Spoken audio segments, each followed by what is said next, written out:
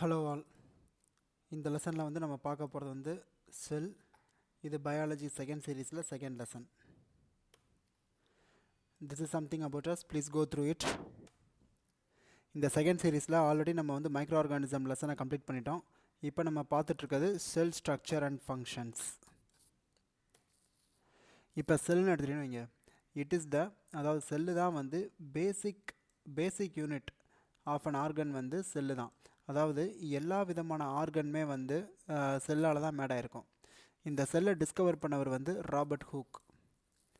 இப்போ human body எடுத்துட்டீங்கன்னா, that is human எடுத்துட்டீங்கன்னா, அதுக்கு it contains trillions of cell, அதாவது வந்து பல கோடிகள் செல் இருக்கும்.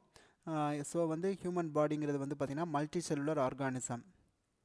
இப்போ different group of cell perform different action, அதாவது குரூப் ஆஃப் செல்ஸ் வந்து சேர்ந்து ஃபார்ம் பண்ணுறதுக்கு பேர் டிஷ்யூ. இந்த மாதிரி ஒவ்வொரு குரூப் ஆஃப் செல்ஸ் வந்து ஒவ்வொரு குரூப் ஆஃப் செல்லுமே வந்து வேறு வேலையை பார்க்கும். ஃபார் எக்ஸாம்பிள், பயாலஜி ஃபஸ்ட் சீரீஸில் பார்த்த மாதிரி பார்த்தீங்கன்னா ரெஸ்பிரேஷன் எடுத்துட்டிங்கன்னா, அது ஒரு குரூப் ஆஃப் செல்ஸ் வந்து ரெஸ்பிரேஷன் வேலையை பார்க்கும். சில குரூப் வந்து டைஜஷன், சில குரூப் ஆஃப் செல்ஸ் வந்து உடம்புல இருக்கக்கூடிய டைஜஷன் பார்த்துக்கிறோம். இன்னொரு குரூப் ஆஃப் செல் வந்து சர்க்குலேட்டரி சிஸ்டத்தை பார்த்துக்கிறோம். இந்த மாதிரி வந்து ஒவ்வொரு குரூப் ஆஃப் செல்லுமே வந்து ஒவ்வொரு டைப் ஆஃப் ஃபங்க்ஷனாக பார்த்துக்கிறோம். இப்போ யூனிசெல்லுலர் ஆர்கானிசம் ஆல்ரெடி பார்த்தோம். ஹியூமன் வந்து மல்டிசெல்லுலர் ஆர்கானிசம்னு. இப்போ யூனிசெல்லுலர் ஆர்கானிசத்தை பொறுத்த வரைக்கும் பார்த்தீங்கன்னா, unicellular organism multi cellular organism என்னென்ன வேலை பார்க்கும்போது, that is respiration, excretion, reproduction. இப்போ அந்த மாதிரி வந்து மல்டி செல்லுலர் ஆர்கானிசம் எல்லா வேலையுமே பார்க்கும். ஆனால் மல்டி செல்லுலர் ஆர்கானிசத்தை பொறுத்த வரைக்கும் ஒவ்வொரு குரூப் ஆஃப் செல்ஸ் வந்து அந்த வேலையை பார்க்கும். வேற யூனிசெல்லுலர் ஆர்கானிசமில் அந்த சிங்கிள் செல் இந்த எல்லா வேலையுமே பார்க்கும். அதுதான் வந்து யூனிசெல்லுலர் ஆர்கானிசம். மல்டி செல்லுலர் ஆர்கானிசத்துக்கு பெஸ்ட் எக்ஸாம்பிள் வந்து ஹியூமன். அப்புறம் ஷேப் ஆஃப் த செல்னு பார்த்தீங்கன்னு வைங்க, செல்லுக்கு வந்து ஆக்சுவலாக ஒரு ஃபிக்ஸ்டு ஷேப்புங்கிறதே கிடையாது. இப்போ அமீபாங்கிறது வந்து சிங்கிள் செல்டு ஆர்கானிசம். அது வந்து தன்னோட ஷேப்பை அடிக்கடி மாற்றிக்கிறோம்.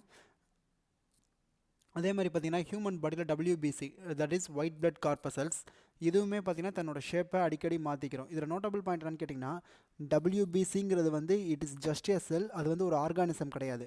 ஆனால் அமீபாங்கிறது ஒரு ஹோல் ஆர்கானிசம். ஸோ ஒரு யூனிசெல்லுலர் ஆர்கானிசத்தால் தன்னோட ஷேப்பை தனக்கு தானே மாற்றிக்க முடியும். அதே மாதிரி ஒரு மல்டிசெல்லுலர் ஆர்கானிசத்தில் இருக்கக்கூடிய ஒரு சின்ன செல்லுமே வந்து தன்னுடைய ஷேப்பை மாற்றிக்கிறோம்.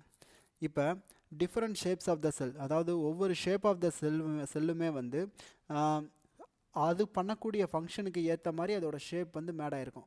இப்போ ஃபார் எக்ஸாம்பிள் நியூரான்லாம் எடுத்துட்டிங்கன்னா, அதுக்குரியது வந்து இந்த மாதிரி வந்து நல்லா இங்கனக்குள்ளே வந்து ப்ராடாக இருந்துட்டு டிப்பில் வந்து இப்படி மாதிரி வந்து க்ளோஸாக இருக்கும். இது இந்த மாதிரி வந்து நியூரான் இருக்கும். அந்த மாதிரி வந்து எந்தெந்த செல் என்னென்ன ஃபங்க்ஷன் பண்ணுதோ அதுக்கு ஏற்ற மாதிரி அதோட ஷேப் இருக்கும். ஜென்ரலாக பார்த்தோன்னா செல்ஸ் எல்லாமே வந்து ரவுண்டாக இருக்கும், ஸ்பெரிக்கலாக இருக்கும், ஆர் எலாங்கேட்டடாக இருக்கும். அதே மாதிரி பார்த்திங்கன்னா இந்த இதில் சொன்னேன், அதாவது வந்து இந்த ஸ்பிண்டில் ஷேப்டு தான் வந்து பெஸ்ட்டு எக்ஸாம்பிள் நான் சொன்னேன் இந்த செல்லுக்கு. அதாவது இது வந்து போத் எண்ட்ஸ்லையுமே வந்து பாயிண்ட்டாக இருக்கும், நேரோவில் வந்து நடுவில் வந்து கொஞ்சம் ப்ராடாக இருக்கும். இதான் வந்து ஸ்பிண்டில் ஷேப்டு. இதுக்கு ஒரு எக்ஸாம்பிள் பார்த்திங்கன்னா nerve sell receive and transfer messages. ஒரு நர்வ் செல் வந்து மெசேஜஸ் சென்ட் பண்ணுறதுக்கும் ரிசீவ் பண்ணுறதுக்கும் வந்து நர்வ் செல்ஸ் ஹெல்ப் பண்ணுது. ஸோ இந்த நர்வ் செல்லை வச்சு என்ன பண்ண முடியும்னு பார்த்திங்கன்னா, கண்ட்ரோல் அண்ட் கோஆர்டினேட், அதாவது ஒரு பார்ட் ஆஃப் த பாடியை கண்ட்ரோல் பண்ணுறதுக்கும் கோஆர்டினேட் பண்ணுறதுக்கும் இந்த நர்வ் செல்ஸ் வந்து இம்பார்ட்டண்ட். இப்போ செல்லுக்கு ஷேப் எப்படி வருதுன்னு பார்த்தீங்கன்னா, செல் மெம்பரைன்லேருந்து. ஸோ எல்லா வகையான இதான் வந்து இப்போ ஃபார் எக்ஸாம்பிள் செல் மெம்பரைன் எடுத்துட்டிங்கன்னா, இதுக்குள்ளே தான் வந்து இந்த செல்லினுடைய காம்போனன்ட்ஸ் எல்லாமே வந்து உள்ளே ப்ரெசண்ட்டாக இருக்கும். ஸோ காம்போனன்ட்ஸ் ஆஃப் த செல், அதாவது செல்லினுடைய காம்போனன்ட்ஸ் எல்லாமே வந்து ஒரு மெம்பரைனுக்குள்ளே இருக்கும். அந்த மெம்பரைனுக்கு பேர் வந்து செல் மெம்பரைன். அப்புறம் செல் வால்னு ஒரு தட் இஸ் நாட் புது இதில் செல் வால்னு ஒரு அடிஷ்னல் கவரிங் இருக்குது. அது வந்து எங்கே இருக்குதுன்னு பார்த்தீங்கன்னா, வெறும் பிளான்ட் செல்ஸில் மட்டுமே வந்து இந்த அடிஷ்னல் கவரிங் ப்ரெசென்ட் ஆகிருக்கும். ஸோ இது வந்து பிளான்ட் செல்லில் மட்டுமே ப்ரெசென்ட் ஆகிருக்குன்னு பார்த்தோன்னா, ஸோ வந்து அனிமல் செல்ஸில் டெஃபினட்டாக செல் வால் வந்து ஆப்சென்ட் தான். So cell wall is absent in animal cell and bacterial cell wall is present in plant cells. அப்புறம் ஒரு சைஸை, இந்த செல்லுடைய சைஸ் எப்படி இருக்குன்னு பார்த்தீங்கன்னா, இது வந்து மைக்ராஸ்கோப்பில் பார்க்கக்கூடிய அளவில் இருந்து சில சென்டிமீட்டர்ஸ் வரைக்கும் சென்டிமீட்டர்ஸ் வரைக்கும் இதோட சைஸ் இருக்கும். ஃபார் எக்ஸாம்பிள் பார்த்தீங்கன்னா நம்மளுடைய இந்த முன்னாடி பார்த்த WBC இது எல்லாமே வந்து மைக்ரோஸ்கோபிக் செல். வேறஸ் வந்து அதாவது எக் இருக்குல்ல, ஹென்னோடைய எக்கு, ஆஸ்ட்ரிச்சோட எக்கு, அது எல்லாமே வந்து சிங்கிள் செல்டு. அப்புறம் முக்கியமான விஷயம் வந்து size of the cell is no relationship with the size of the organism. அதாவது வந்து யானையுடைய செல்லு வந்து பெருசாக இருக்கணும், எலியுடைய செல் வந்து சிறுசாக இருக்கணுங்கிற அவசியம் கிடையாது. இந்த சைஸ் ஆஃப் த செல் எதுக்கு ரிலேட் ஆகிருக்குன்னு பார்த்தீங்கன்னா ஃபங்க்ஷன்ஸ்க்கு ரிலேட் ஆகிருக்கும். இப்போ ஃபார் எக்ஸாம்பிள் ஒரு யானையுடைய செல் வந்து ரெஸ்பிரேட்டரி சிஸ்டத்தை பாதுகாக்கிறவருடைய செல்லுடைய அளவு இதுதான் எலியுடைய ரெஸ்பிரேட்டரி ஃபங்க்ஷனை பார்க்கக்கூடிய செல்லுடைய அளவும் இதாக தான் இருக்கும். ஸோ அதுதான் size of the cell is related to its function. அதாவது அது பார்க்கக்கூடிய வேலைக்கு ஏற்ற மாதிரி தான் அதோட சைஸ் இருக்குமே தவிர அந்த அனிமலுடைய சைஸுக்கு ஏற்ற மாதிரி இருக்கணுங்கிற அவசியம் கிடையாது.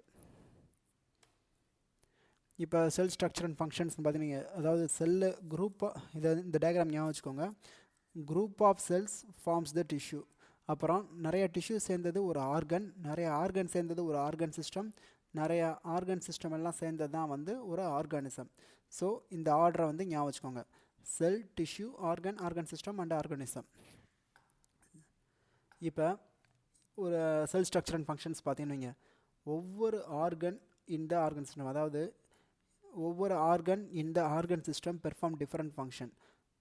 ஆர்கன் சிஸ்டத்தில் இருக்கக்கூடிய ஒவ்வொரு ஆர்கனுமே வந்து டிஃப்ரெண்ட் டைப்ஸ் ஆஃப் ஃபங்க்ஷன் பண்ணும். இதுக்கு எக்ஸாம்பிள் பார்த்தீங்கன்னா டைஜஷன், அப்சார்ப்ஷன் அண்ட் எக்ஸெட்ரா.